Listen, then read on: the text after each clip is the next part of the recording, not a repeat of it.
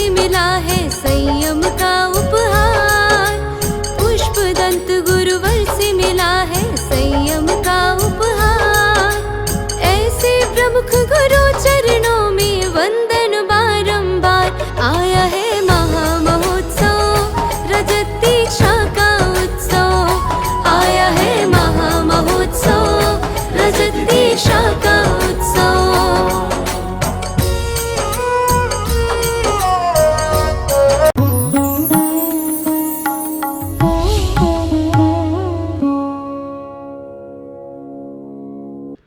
हमें इतना ही विचार करना है कि हम संसार में चले हैं, अकेला चला और चलकर पूरा कारवां जुड़ता चला गया। और आप विचार करके रखना, जब कारवां जुड़ता है तो हमारी एक पहचान अलग बनती है, और हम अकेले चलते हैं तो हमारी एक पहचान अलग होती है। हमें संसार में अपने जीवन को चलना तो अकेला ही है। हम अकेले चलते चलते चलते चलते जब कारवां जुड़ता जाता है, कारवां जुड़ता जाता है तो एक अलग पहचान बनती है। इतना ही विचार करो। घर में रहो, परिवार में रहो, समाज में रहो, देश में रहो, राष्ट्र में रहो, हम जब ध्यान और साधना करने बैठें तो हम किसी से मतलब ना रखें, अकेले में बैठें, अकेले में जाएं। लेकिन जब हम सामाजिक कार्य करें, जब हम पारिवारिक कार्य करें, जब हम व्यापार के कार्य करें, जब हम धर्म के कार्य करें, जब हम अच्छे कार्य करने का प्रयास करें, तो सबको लेकर चलें। हमें इतना ही विचार करके रखना है, जब जब हमारे मन में सार्थकता का भाव आता है, जब तक हमारे मन में संपूर्णता का भाव आता है, आप ख्याल करो, पहले के परिवार होते थे जो पहले के परिवार होते थे संयुक्त परिवार होते थे। आजकल परिवारों में एकांत, अकेले परिवार होने लगे। पहले संयुक्त परिवार होते थे, आज सेपरेट में चले गए। और सेपरेट में क्या हो रहा है बिराज? हाँ, तो आप विचार करना। भाई कैमरा है, 2-4 लोग रोक देना वहां पर जो भी है। अब इतना ही विचार करो कि पहले हम होते थे संयुक्त परिवार के लोग होते थे, तब संयुक्त परिवार में एक साथ, अभी मैं आया तो कैलाश जी ने कहा कि महाराज बेटा पोता सब साथ में रहते हैं महाराज। आप ख्याल करके रखना, एक कैलाश जी जैसे आपका परिवार संयुक्त है, सूरज जी का ही परिवार संयुक्त है, माँ यहाँ बैठी हुई है, सब भाई बहन हैं, और हमारे सभी लोग यहाँ पे जो बिल्डिंग में रह रहे हैं। ख्याल करो, जब हमारे संयुक्त परिवार होते थे तो घर में कभी चोरियां नहीं होती थी, घर में कभी कोई टेंशन नहीं होती थी, घर में कभी भी ऐसा नहीं लगता था कि कोई नहीं है। अभी तो ये लगता है कि मैं जाऊं कि नहीं जाऊं, इधर गया इधर माल साफ। आप विचार करके रखना, इधर गया घर में टेंशन शुरू हो जाती थी। लेकिन ख्याल करो, हमें ये संस्कृति को पुनः दोबारा लाना पड़ेगा, हमें अपनी संस्कृति को दोबारा दोहराना पड़ेगा कि हमारे संयुक्त परिवार होना चाहिए। और जब जब संयुक्त परिवारों की पहल हमारी होगी, आप ख्याल करके रखना, बहुत ही आनंद बरसने वाला है। हाँ, खटर पटर तो होती है, संयुक्त परिवार में खटर पटर चलेगी और उसमें आनंद भी आता है। सुबह रूठेंगे, शाम को मनाएंगे। अकेले में किसको रूठना और किसको मनाना, और रूठ भी जाए तो मनाना मुश्किल, क्योंकि रूठेंगे तो मनाएंगे किसको? अब एक दूसरे से मनाते रहो, एक दूसरे से रूठे रहो। नहीं, हमें इतना ही विचार करना है, अपने परिवारों को संयुक्ता देने का प्रयास करें। भले ही आज छोटे मकान हो गए, छोटे कमरे हो गए, कोई बात नहीं, लेकिन दिल छोटा नहीं करो, मन छोटा मत करो, दिल और मन को बड़ा बनाने का प्रयास करो। हम इतना ही विचार करें, दीवार घर में उठ जाए कोई दिक्कत की बात नहीं है, लेकिन दिल में दीवार नहीं उठना चाहिए। घर में अगर आपका धन बटता है बट जाए, लेकिन मन नहीं बटना चाहिए। आपको मालूम है, एक सेठ जी भगवान के पास गए और सेठ जी ने भगवान से जाके बहुत उपासना की, बहुत पूजा पाठ की, बहुत भक्ति की। तो सेठ जी के सामने प्रभु प्रकट हो गए, लक्ष्मी प्रकट हो गई, और उसने कहा, सेठ जी आप मांगो, तो हमसे क्या मांगना चाहते हो? सेठ जी ने कहा कि मैं मांगूंगा, मैं घर में जा रहा हूं, मैं घर में पूछ के ही काम करता हूं, बिना पूछे काम नहीं करता हूं, इसलिए घर वाले से पूछकर ही बताऊंगा कि क्या मांगना है, आप विचार करना। वो सेठ जी ने कहा कि मैं घर पे पूछ के आऊंगा, सबसे बात करूंगा, उसके बाद ही कुछ कहने का प्रयास करूंगा। ये उदाहरण आपने सुना होगा, लेकिन फिर भी एक बार दोबारा सुना रहा हूं। सेठ जी घर आए, घर आकर उन्होंने सबसे पूछा कि आज लक्ष्मी आई थी और वो बोल रही थी जो मांगना है वो मांग लो। लक्ष्मी ने कहा कि जो तुम्हें चाहिए मांग लो। बड़ी बहू के पास गए सेठ जी, तो बड़ी बहू ने कहा कि अच्छा, साक्षात लक्ष्मी आई थी। और आप विचार करके रखना, आपके घर में लक्ष्मी और सरस्वती दोनों हैं। आप अपनी पत्नी को क्या बोलते हैं, मैडम बोलते हैं या श्रीमती बोलते हैं? जिनने मेरा पहला प्रवचन सुना है वो अब श्रीमती बोलने लग गए, वो मैडम खत्म कर दिया उन्होंने। क्योंकि श्रीमती का मतलब श्री माने लक्ष्मी और मती माने बुद्धि, सरस्वती।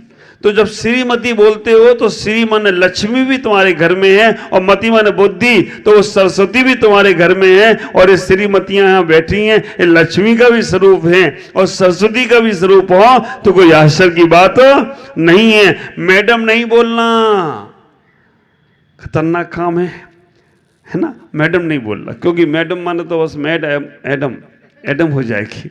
इतना ही विचार करना। उन्होंने पूछा, बड़ी बहू से पूछा कि आज साक्षात लक्ष्मी आई थी, क्या मांगो?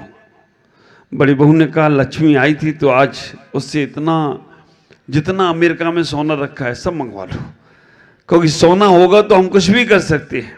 और सोने के तो रेट भी बहुत बढ़ रहे, बड़ा आसमान छू गया है सोना तो, है ना। आप लोगों को वो अपने ध्यान याद आते होंगे, है ना। कैलाश जी को जब 70 रुपया तोला, 80 रुपया तोला, 90 रुपया तोला, 100 रुपया तोला, है ना। सन 62 में तो 62 रुपये तोला, 65 रुपया तोला था सन 62 में। देश आज़ादी के बाद, देश आज़ादी के पहले सोने के सिक्के चलते थे, आप विचार करके रखना। और 70 तक आते आते वो 1000-2000 रुपये तोला होगा। क्योंकि हमें जब होश आया, हम संतरामपुर में चातुर्मास कर रहे थे, तब मुझे मालूम पड़ा था कि सोने की माला फिरने से बहुत ज़्यादा लाभ मिलता है। मैंने वहाँ पे बोला लोगों को, तो लोगों ने बना ली थी। उस वक्त 4000 रुपये तोला सोना था, और आज आप विचार करके रखना। तो उसने कहा जो मंगाना है सोना मांग लो, जितना हो वहां पर सोना रखा हो तो वो सोना हमारे काम में आएगा। और वो हम कुछ भी कर सकते हैं, क्यों मानिक बहन? सोने से तो सब हो सकता है। अगर अपने घर में है सोना चांदी तो हम कुछ भी कर सकते हैं। सेठ जी ने सुन लिया। सेठ जी ने दूसरी बहू से पूछा, उन्होंने कहा सोना खत्म भी हो सकता है। अपन सारी फैक्ट्रियां, जितने उद्योग हैं, वो लक्ष्मी से कहो कि सारे उद्योगों पर टाटा, बिरला, अंबानी, सब पर हमारा ही कब्जा होना चाहिए, है ना सुरेश भाई? आप विचार करके रखना, टाटा, बिरला, जितने भी, अंडवानी हो, अंबानी हो या जो भी हो, सब पे हमारा ही कब्जा होना चाहिए। ऐसा कुछ वरदान मांग लो। शेर जी ने कहा ठीक है। तीसरी बहू से पूछा कि क्या मांगू, सोना चांदी हीरे मोती पन्ना मांगू या सारी फैक्ट्रियां मांग लूं? उसने कहा नहीं, अगर मांगना ही है, तीसरी बहू ने कहा मांगना ही है तो ऐसा वरदान मांगो कि जहां से चला जाऊं, जहां से हमारा परिवार जाए लोग सलूट मारे। इज्जत मांग लो, वैभव मांग लो, सारा का सारा हमारे घर के द्वार पर गाड़ियां खड़ी हों और ऐसा हो वैसा हो, बहुत सारा वैभव मांगो। ठीक है। चौथी बहू से पूछा क्या मांगो? चौथी बहू ने क्या कहा? चौथी बहू ने कहा पिताजी, धन दौलत तो जो है वो कभी भी खत्म हो सकता है, फैक्ट्रियां हैं कभी भी बंद हो सकती हैं, और जो वैभव हमारे पास होगा वो कभी भी खत्म हो सकता है। अगर उस लक्ष्मी से मांगना ही है तो विचार करके रखना। इतना ही कहने का प्रयास किया कि मांगना ही है तो इतना मांग लो कि हमारे घर में प्रेम बना रहे, आपस में आत्मीयता बनी रहे, आपस में एक दूसरे का भाव बना रहे, पूछते रहे, पर इतना ही मांग लो। सेठ जी ने चारों की बात सुनी और जब लक्ष्मी के पास पहुंचे, लक्ष्मी से बोला कि भाई हमारी बड़ी बहू ने तो ये कहा, छोटी बहू ने ये कहा, मझली बहू ने ये कहा, लेकिन सबसे छोटी बहू ने ये कहा। लक्ष्मी ने कहा तुम्हें जो चाहिए मांगो, तुम जो मांगोगे वो मिलेगा। वरदान एक बार मिलता है, मांग लो तुम्हें जो मांगना है। ख्याल करना, सेठ जी समझदार रहे होंगे, सेठ जी हमारे विजय भाई जैसे रहे होंगे, सेठ जी हमारे धार्मिक रहे होंगे, कैलाश जी जैसे, सुरेश जी जैसे, आनंद जी जैसे, सुधीर जी जैसे। उन्होंने कहा पैसा तो बहुत देखा है, धन दौलत तो बहुत देखी है, इज्जत शोहरत तो बहुत देखा है, अगर हमें देना है, लक्ष्मी से कहा कि बस मेरे परिवार में प्रेम बना रहे, मेरे परिवार में आत्मीयता बनी रहे, मेरे परिवार में एक दूसरे से भाव बने रहे, इतना ही दे दूं। लक्ष्मी ने बहुत प्यारी बात कही। लक्ष्मी ने कहा सेठ जी, तुमने आपस का प्रेम मांगकर सब कुछ मांग लिया है, अब मैं इस घर से कभी जा नहीं सकती हूं। केवल प्रेम जहां होता है, जहां प्रेम का वास होता है, वहीं लक्ष्मी का निवास होता है। आप विचार करके रखना, जिन घरों में आपस का प्रेम है, जिन घरों में आपस में एक दूसरे से पूछते हैं, जिन घरों में आपस में एक दूसरे से बात करते हैं, जिन घरों में आपस में एक दूसरे से सुख दुख के बारे में जानते हैं, समझते हैं, समझ के रखना, वो घर सबसे बड़ा धनपति का घर है, वो घर वो सबसे बड़ा विद्वान का घर है, वो घर सबसे बड़ा चारित्रवान का घर है। मैं तो इतना ही कहूंगा, अगर जैन आगम से तोलूं उसे, तो सम्यक दृष्टि, सम्यक ज्ञानी, सम्यक चारित उस घर में रहते हो तो कोई आश्चर्य की बात नहीं, जो एक दूसरे की भावना को समझते हैं और एक दूसरे से बात नहीं करते हैं, एक दूसरे के बारे में पूछते नहीं हैं, है ना। गांव में पड़ी मरी और सबको अपनी अपनी पड़ी। आप विचार करके रखना, सब सोचते कि मेरा काम बनता, आगे बोलो, भाड़ में जाए। आप विचार करना, ये सब सोचते हो जिस घरों में कि मेरा काम बनता, बाहर में जाए।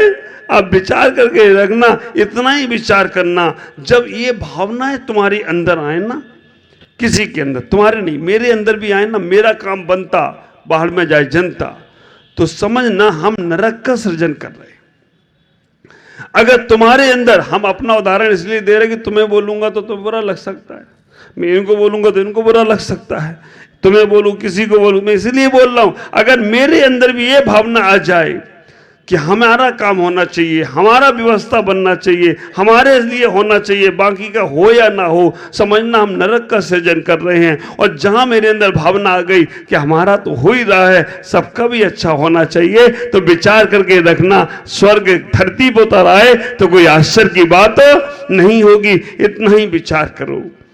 मंदिर में जाओ, 9 बार नमो कानून पढ़ते हो, एक बार कम पढ़ो, एक बार ये बोलो मंदिर में जाकर, सब अच्छा हो सबका अच्छा हो, सब अच्छा हो सबका अच्छा हो। ये मूल मंत्र समझ लो आप, सब अच्छा हो और सबका अच्छा हो, जियो और जीने दो का संदेश है। हम छिन छिन बिन बिन शांति धारा में बोलते हैं, तो अपने जीवन को इतना व्यवस्थित बनाओ।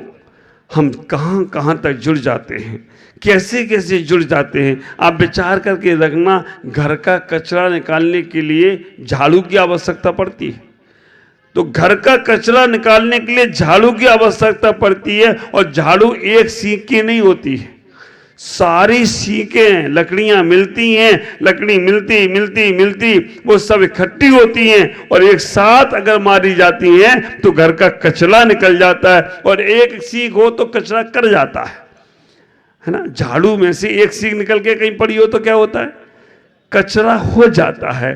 तो आप विचार करना, अगर आप अपने घर में से एक अलग निकलना चाहो तो क्या हो जाओगे, कचरा हो जाओगे, और सब मिले रहोगे तो क्या हो जाओगे, कचरा निकालने वाले हो जाओगे। इतना ही ख्याल करके रखो।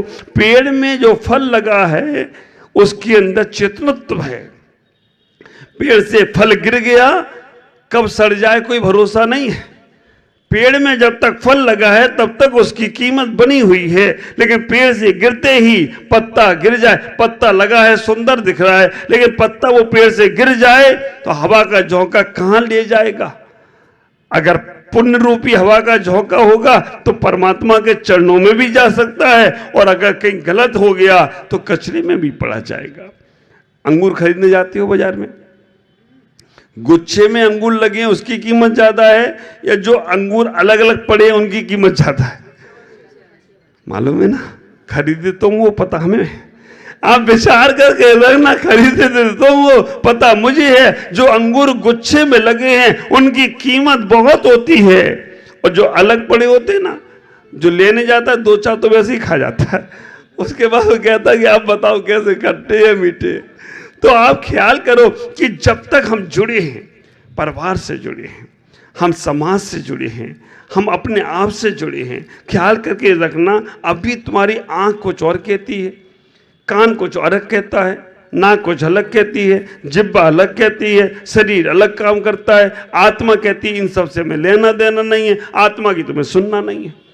आप विचार करके रखो, ये 5 इंद्रियां जब एक विषय पे कंट्रोल करती हैं तो वो विषय, आप विचार करके रखना, 5 इंद्रियां अगर एक ही चीज पर फोकस करती हैं तो 50 मंजिल भी चढ़कर आराम से आ जाए तो कोई आश्चर्य की बात नहीं है। और 5 इंद्रियां अलग अलग काम करती हो। हमारा शरीर कहे नहीं हम नहीं चलेंगे ऊपर तक, आंख कहे बड़ी ऊंची ऊंची सीढ़ी है, कान कहे पता नहीं क्या होगा ऊपर जाकर। आप विचार करके रखना, तो हम 1 मिनट भी, 1 कदम बढ़ाने में भी हमें तकलीफ होने वाली है। हमारा पूरा मन, हमारा पूरा एटमॉस्फेयर एक तरफ तैयार होना चाहिए। विचार करना, इतना ही सोचो कि हम कैसे अपने जीवन को संयुक्त परिवार के साथ जोड़ सकते। आप विचार करना, बहुत मुश्किल लगता है आज, क्योंकि आज के संयुक्त परिवारों को देखता हूं तो ऐसा लगता है जैसे मेढकों को तोल रहा हूं। मेढक को तोलो क्या होगा, एक तोलो दूसरा छक जाता है। आज मैं देखता हूं समाजों की स्थिति कि ये स्थितियां बन गई हैं, एक को जोड़ो दूसरा छूट जाता है, एक को धर्म दुख दे तो दूसरा और दूसरे में चला। तो मेढक को तोलना और संयुक्त परिवार को संभालना, संयुक्त समाज को संभालना बहुत मुश्किल हो गया। इसलिए हमें ऐसा ही करना पड़ेगा, मेढकों को ही तोलो, लेकिन एक डब्बा रखो, डब्बे में डालो, एक भी नहीं छूटेगा। आप विचार करना, मेढकों को तोलो लेकिन एक डिब्बा रखो और डब्बे में डालते जाओ, ऊपर से ढक्कन लगा के रखो, एक नहीं भागेगी। तो धर्म ध्यान रूपी डिब्बा बनाओ, हाँ धर्म ध्यान रूपी डिब्बा बनाओ और उसमें एकता का संदेश लाओ, उसमें ऐसे सबको जोड़ने का प्रयास करो। कोई छोटा भी होगा, कोई बड़ा भी होगा। हम बड़े बड़े ही सोचेंगे तो छोटे वाले का चाहेंगे। अब विचार करना, भोजन के बाद में चावल क्यों खाते, कभी सोचा? भोजन के बाद चावल इसलिए खाते हैं कि पेट में कहीं छोटी मोटी जगह हो ना, चावल उसमें फिट हो जाएगा, पूरा पेट भरा आपको दिखेगा।